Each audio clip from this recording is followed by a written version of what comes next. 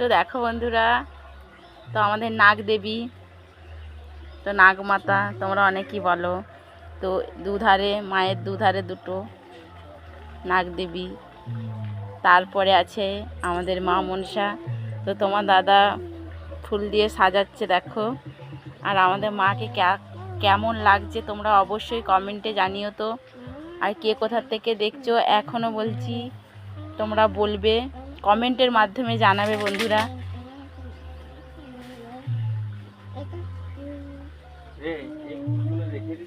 হ্যাঁ হ্যাঁ গো,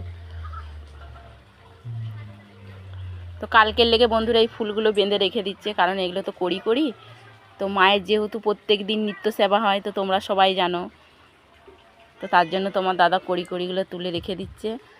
আর যেনগুলো ফুটন্ত তুলে নিয়ে এসেছিলো তো সেগুলো দিয়ে মাকে সাজিয়ে দিয়েছে। তো দেখো বন্ধুরা,